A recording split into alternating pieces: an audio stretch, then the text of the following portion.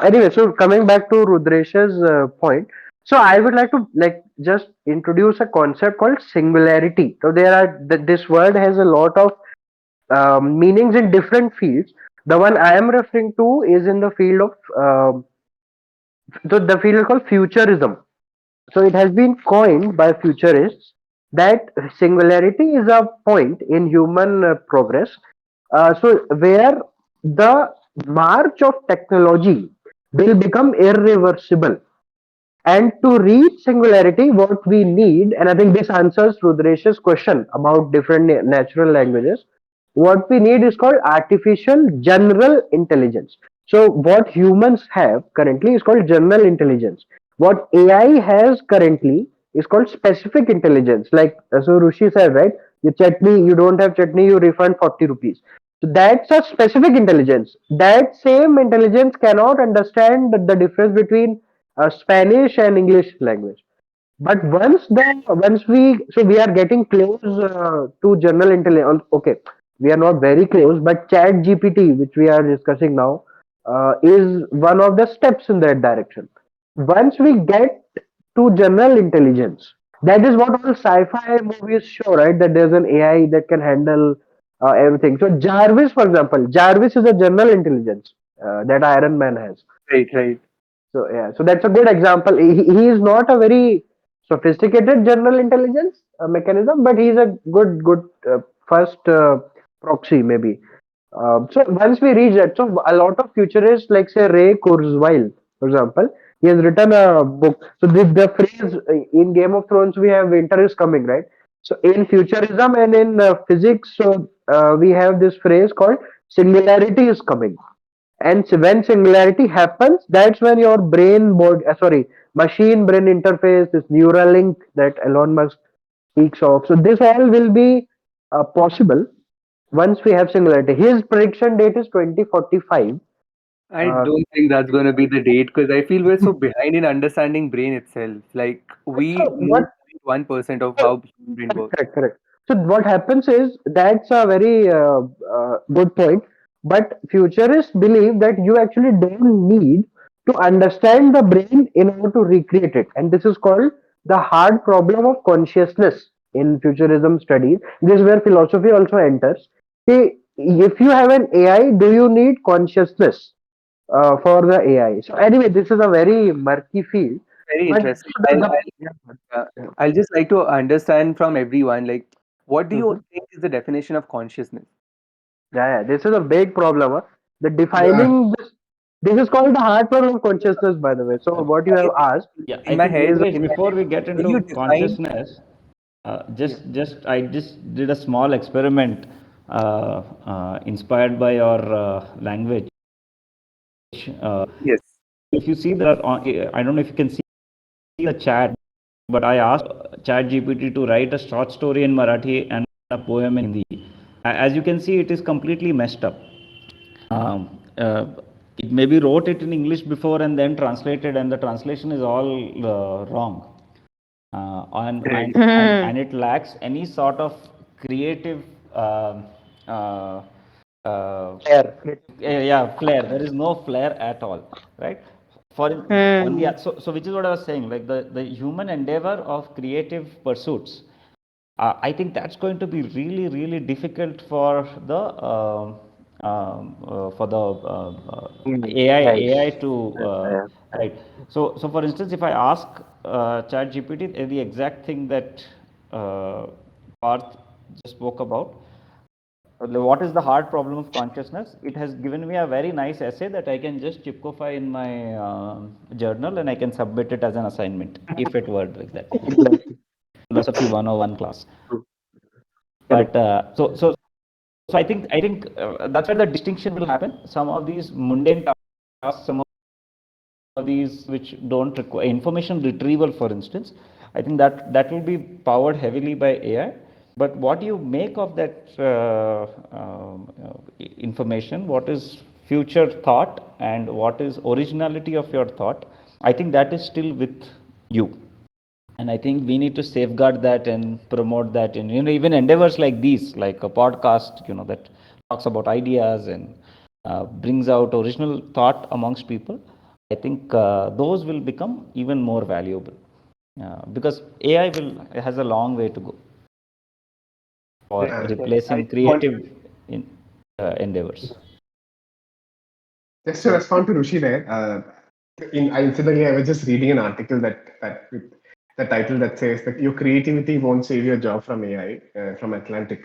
So what it essentially says is it contrasts this theory that AI is limited to operational tasks only. It says it's fast emerging. There is a host of capabilities that are fast emerging, in which AI is very much capable of creating original creative content. So the example they point out is the same example that I think someone was just mentioning, the text to image conversion. That is one, and then there is also an engine that gives. It's called consensus. What it does is instead of a search engine, it's going to be an answering engine. So what it does is it will go through all the text materials that are out there in the internet, and then it will give you the exact answer that you're searching for. So if you're searching, okay, where can I go for a vacation in the month of December? If you are from Kerala, it would just give you a very specific answer based on all the information out there. It won't give you a host of websites. It would just be one singular answer backed by host of reliable information.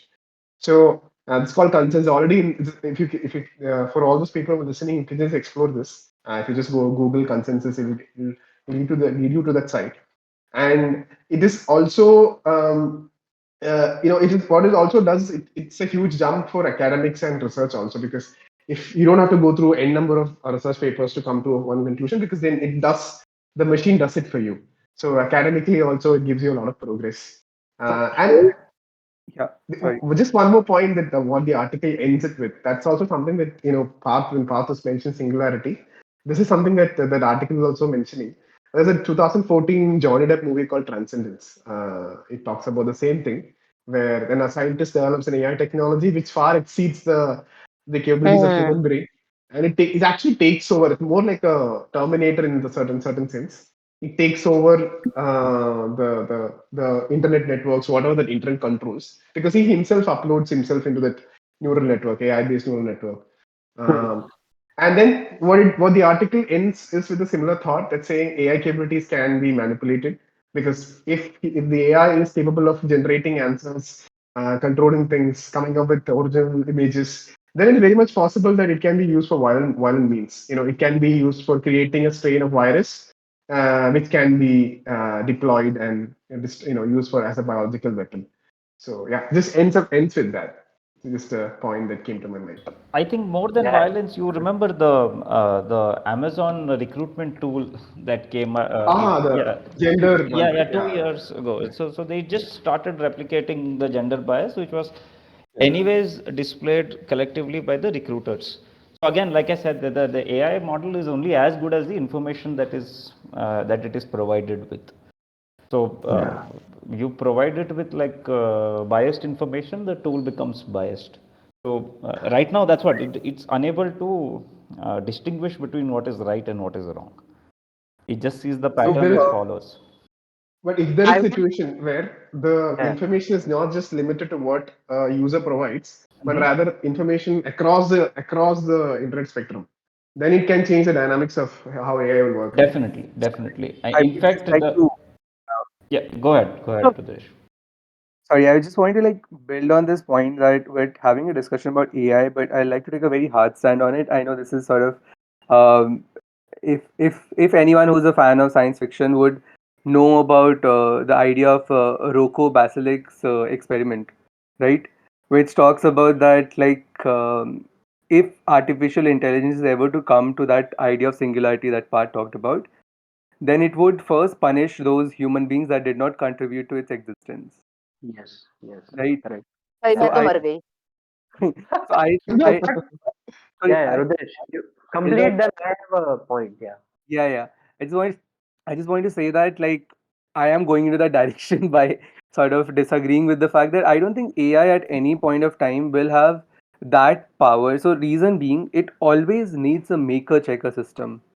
Like the definition of what you call right. Like for example, you look at an article and say that hey, that's great. That great is your definition. You're defining that great based on the great that is like it's a very human defined format. Correct. Now, the problem can happen where you can't the differentiate between what is human and what is AI, right? That's the idea of singularity we're trying to sort of, we're scared of also, that hey, if this happens, then how do we overcome that? But let's say if the question is put something like, what is consciousness, right? So in order for AI to define what is consciousness, it needs to know the current definition of consciousness with which humans have defined. So humans, let's say tomorrow consciousness becomes something else in its definition, so that needs to be updated into the AI.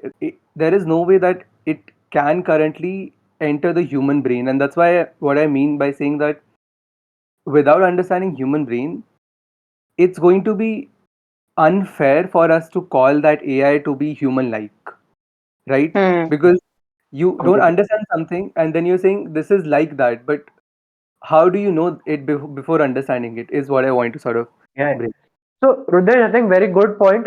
I was asking a similar question. So, when Rushi and Gautam were discussing, right, that Amazon has a biased software, then how do we create an AI that's not violent? So, my Right. question is, aren't humans also biased? So, now this is a problem so this is a perspective that humans are taking, that if we are biased, it's okay. If Yeah, we are violent, it's okay. But we correct. cannot have AI being violent or AI being biased, right? So But humans that themselves are is get isn't that fascinating that it's actually kind of like you looking in the mirror and then being so yes, repulsed by what you yes, have become, like sort of picture of Dorian exactly. Gray, Yeah, like being correct. like, oh, so Yeah, this is the parameters that we have set in. We are encumbered in true. those, and now it's just like very Yeah, obviously staring at us in the face that this is a reality check. You guys are yes. basically you suck, Exactly. so get better. This is very true, very true. Yeah. So my question is that why are we so worried about AI being biased when all humans are biased? And in fact, one might argue that humans are more biased possibly than an AI could be, because AI is limited in its bias by what you feed it. Human is unlimited in bias, right? Like Hitler, take Hitler for example. So for Here's using his bias, what happened? Parth, my just answer. I just My want to answer to this sorry, go on. particular thing. Sorry, you were saying, Gautam. Go on, go on, go on. Rudy. I'll come after this.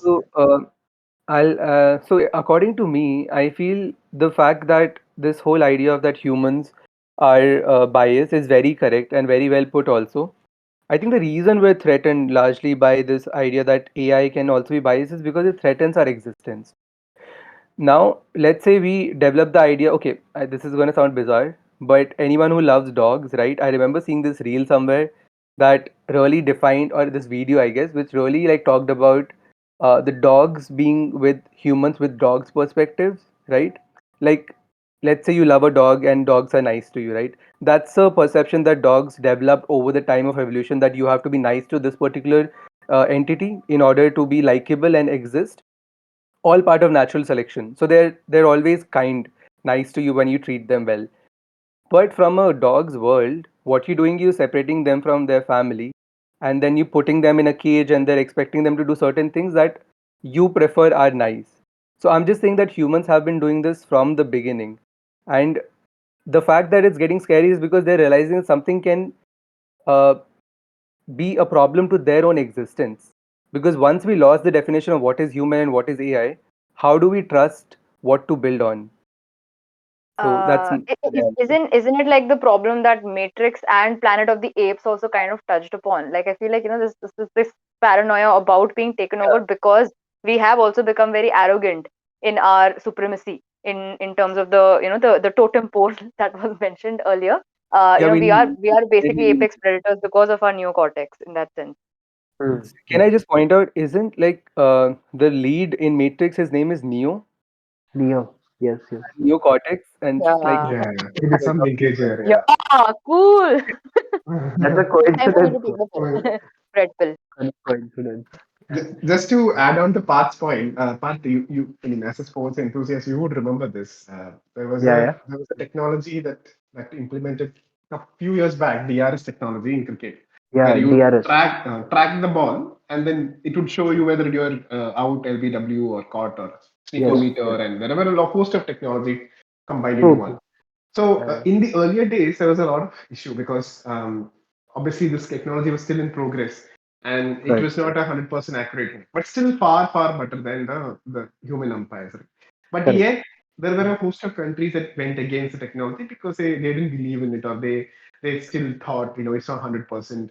But the same question that that you put up, right? Where if even if the technology is better than the current human capability, still it can be Yeah. questioned. Still, general, this is not a logical thing to say, but that's generally what Mm. people think, right? If technology is 100%, then we can take it. But if the technology is not 100%, even if it's much better than the human capability, human judgment, still we are not okay with taking it up. And there's a Yes. recent example of that also. Like I was listening to this. That's another recommendation for all the listeners. There is this podcast called Freakonomics Podcast. There was a recent episode on that, which talked about this exact same thing, where human umpires, what are their roles in this changing applications of technology in sports. Now we have goal line technology. We have war in that World Cup, football World Cup. Yeah, we are. Yeah. Yeah, yeah, and all that is coming up. And what is the role of human umpires in a sports scenario? That's something that was talked about here. VAR in itself, right, Gotham? A lot of people in England, especially lower leagues in England, not the Premier League, they say that we don't need VAR because referees are a part of the culture of football. Correct. Yeah. Yeah. So referee mistakes are a part of culture. So it was a very funny argument I was reading on Reddit. Yeah. Basically just like a like a snidey comment about like that argument sounding like something that a pet pe kulhadi marna, like you're shooting your own self. I'm putting a very eloquent case for myself by criticizing myself.